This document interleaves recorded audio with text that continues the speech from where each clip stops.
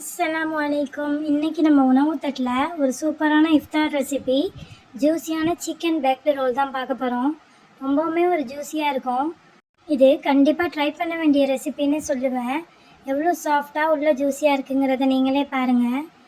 வீடியோக்குள்ளே போக முன்னாடி என்னோடய சேனல் இப்போ தான் உங்களை ஃபஸ்ட்டு ரீச் பண்ணதுன்னா மறக்காமல் சப்ஸ்கிரைப் பண்ணுங்கள். வாங்க ரெசிபி பார்த்துடலாம். இதுக்காக நான் இன்றைக்கி ட்ரை ஈஸ்ட் தான் எடுத்திருக்கேன். நிறைய ஃப்ரெண்ட்ஸ் என்கிட்ட இன்ஸ்டன்ட் ஈஸ்ட்டு ட்ரை ஈஸ்ட்டு என்ன வித்தியாசம்னு கேட்குறீங்க. ட்ரை ஈஸ்ட்டு இந்த மாதிரி வெதுப்பான பாலில் ஒரு ஸ்பூன் சீனி ஆட் பண்ணி 1 கிலோ மாவுக்கு 1.5 ஸ்பூன் வரையும் ஈஸ்ட் ஆட் பண்ணி ஒரு 10 நிமிஷம் ஆக்டிவேட் பண்ணிக்கணும். ஆனால் இன்ஸ்டன்ட் ஈஸ்ட்டை அப்படியே ஒரு கிலோவுக்கு 1 ஸ்பூன் ஈஸ்ட் ஆட் பண்ணி மாவில் டைரெக்டாகவே சேர்த்துக்கலாம். ட்ரை ஈஸ்ட்டும் இன்ஸ்டன்ட் ஈஸ்ட்டும் பார்க்க ஒரு மாதிரி தான் இருக்கும். நம்ம கடைக்காரர்கிட்ட கேட்டு தான் அது என்னங்கிறது நம்ம தெளிவு பெற்றுக்கணும். ட்ரை ஈஸ்ட்டு இந்த மாதிரி ஒரு 10 நிமிஷம் ஊறட்டும். இப்போ நான் 1 கிலோ மாவு எடுத்திருக்கேன். இப்போ பாருங்கள் நம்மளோட ஈஸ்ட் எப்படி ஆக்டிவேட் ஆகி நல்லா நுர பொங்கி வந்திருக்குன்னு. இதை நான் அப்படியே இந்த 1 கிலோ மாவில் சேர்த்துக்கிறேன். இது கூடவே இந்த மாவுக்கு தேவையான அளவு உப்பு, ஒரு முட்டை, 2 டேபிள் ஸ்பூன் ஆயில் சேர்த்துக்கிறேன். உங்கள்கிட்ட உருக்கின பட்டர் இருந்தாலும் சேர்த்துக்கோங்க, நல்ல ஃப்ளேவராக இருக்கும். ஆனால் நான் இன்றைக்கி ஆயில் தான் சேர்க்குறேன். இதுக்கு கொஞ்சம் கொஞ்சமாக தண்ணி ஊற்றி ஒரு பிசுப்புன்னு தன்மை வர அளவுக்கு நல்லா கெட்டியாக பிணைஞ்சு எடுத்துக்கலாம். நம்ம ரோல் செய்கிறதுக்கு 2 மணி நேரத்துக்கு முன்னாடி நம்ம மாவு பிணைஞ்சு வச்சிடணும். அப்போ தான் அது நல்லா உப்பி நல்லா டபுள் த சைஸ் ஆகி வரும். மாவு பிணைஞ்சதுக்கப்புறம் அப்படி ஒரு 3 டேபிள் ஸ்பூன் ஆயில் ஆட் பண்ணி மாவு காயாத அளவுக்கு சுற்றி ஓரங்கள் ஃபுல்லாக தடவி விட்டுருங்க. ஏர் டைட்டாக ஒரு மூடி போட்டு இதை ஒரு இருட்டான இடத்துல 2 மணி நேரத்துக்கு இது சைஸ் டபுள் ஆகிற வரையும் விட்டுக்குவோம். நான் இன்றைக்கி இஃப்தாருக்கு கேரமல் புட்டிங் தான் செஞ்சுருந்தேன். கேரமல் பண்ண நிறைய பேருக்கு தெரியலைன்னு எனக்கு மெசேஜ் பண்ணியிருந்தீங்க. ஜஸ்ட்டு பேனில் ஒரு 3 டேபிள் ஸ்பூன் சுகர் ஆட் பண்ணி அடுப்பை சிம்மில் வச்சு இந்த மாதிரி பேனை சுற்றி கொடுத்தீங்கன்னாவே ஆட்டோமேட்டிக்காக அது மெல்ட் ஆகி வரும். சுகர் மெல்ட் ஆகி நல்லா ப்ரௌனிஸாக வரும்போது இப்படி நீங்கள் மாற்றி கொடுத்து நீங்கள் அதை ஸ்ப்ரெட் பண்ணி விடணும். அந்த சிரப் தன்னாலே ஸ்ப்ரெட் ஆகணும். ஒரே பக்கமாக இருந்தால் தீஞ்சிரும். தீய விடக்கூடாது. தீஞ்சிருச்சுன்னா கலர் மாறி போயிடும். கோல்டன் ப்ரௌனாக வந்தோன்னா அடுப்பை ஆஃப் பண்ணிடலாம். இப்போ வாங்க நம்ம ரோலுக்கு தேவையான ஸ்டஃபிங் ரெடி பண்ணிடலாம். ஒரு கடாயில் 2 டேபிள் ஸ்பூன் ஆயில் ஆட் பண்ணி ஒரு பாதி வெங்காயத்தை சாப் பண்ணி உள்ளே சேர்த்துக்கிறேன்.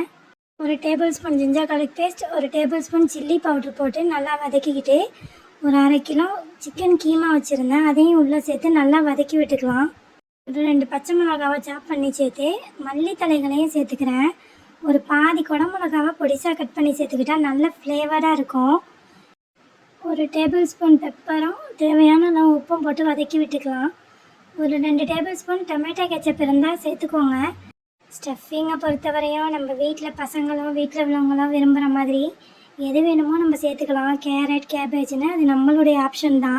நான் இன்றைக்கி ஒரு 3 பல்லாரி வெங்காயத்தை பொடிசாக சாப் பண்ணி உள்ளே சேர்த்து நல்லா வதக்கி விட்டு எடுத்துக்கிறேன். ஆரிகானோ ஃப்ளேவருக்கு சேர்த்துக்கலாம். உங்கள்கிட்ட எந்த ட்ரை ஹர்ப்ஸ் இருந்தாலும் சேர்த்துக்கலாம். ஆனால் நான் இன்றைக்கி ரோஸ்மேரி தான் சேர்க்குறேன். இது நல்லா ஃப்ளேவராக இருக்கும். ஃபில்லிங் ரெடி ஆகிடுச்சு. மாவை செக் பண்ணிடலாம். இந்த மாவில் தான் நம்ம பீஸா பண்ணலாம், டோனட் பண்ணலாம், இன்னும் நிறைய ப்ரெட்டு பண்ணலாம். நிறைய ரெசிபிஸ் இந்த மாவில் நம்ம ட்ரை பண்ணலாம்.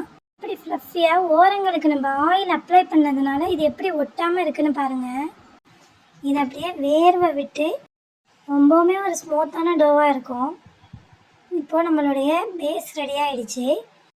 இதை பால்ஸாக போட்டு இன்னும் ஒரு 10 நிமிஷத்துக்கு கொஞ்சம் சைஸ் டபுள் ஆகிற வரையும் ரெஸ்ட்டு விடலாம். இந்த பேனில் தான் நான் ரோல் செய்ய போகிறேன். லைட்டாக ஆயில் க்ரீஸ் பண்ணி இப்போ ரோல் எப்படி வளர்க்குறதுங்கிறத பார்த்துருவோம். இந்த ரோலை நார்மலாக வளர்த்தா கொஞ்சம் கஷ்டமாக இருக்கும்.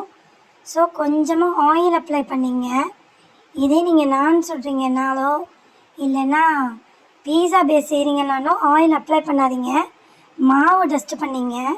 ரோலுக்கு நமக்கு சேப் தேவை கிடையாது. ஸோ நம்ம ஆயில் அப்ளை பண்ணிக்கலாம்.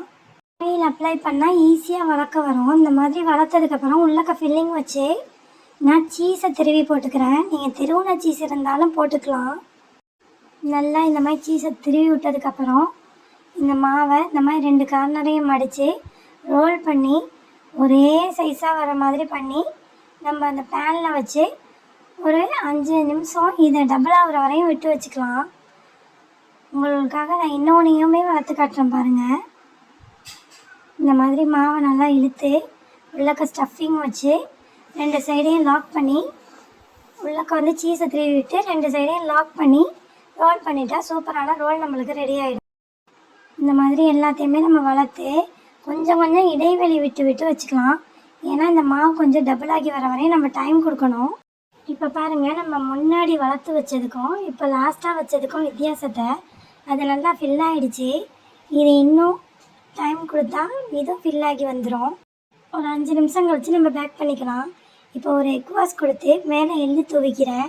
உங்ககிட்ட ஓவன் இல்லாக்கட்டி ஒரு குக்கரை ப்ரீ ஹீட் பண்ணி கேஸ்கெட்டு வெயிட்லாம் போடாமல் 4 நாளாக வச்சு சுட்டு எடுத்துக்கோங்க. அதுவுமே சூப்பராக வந்துடும் அடுப்புலையே. நான் ஏற்கனவே ஓவனை 10 நிமிஷம் ப்ரீ ஹீட் பண்ணி வச்சுருந்தேன். 180 டிகிரி செல்சியஸில் 20 நிமிஷம் பேக் பண்ணி எடுத்துக்கலாம். இதுக்கிடையிலேயே அந்த பேசன்ட்ட கொஞ்சம் எக்ஸ்ட்ரா இருந்துச்சு. ஒரு மோல்டு வச்சு ரவுண்டாக கட் பண்ணி ஒரு டோனட் ஷேப்பில் கட் பண்ணி ஆயிலில் ஃப்ரை பண்ணி பசங்களுக்கு ஒரு டோனட்டும் 2 in 1 சர்வ் பண்ணியாச்சு.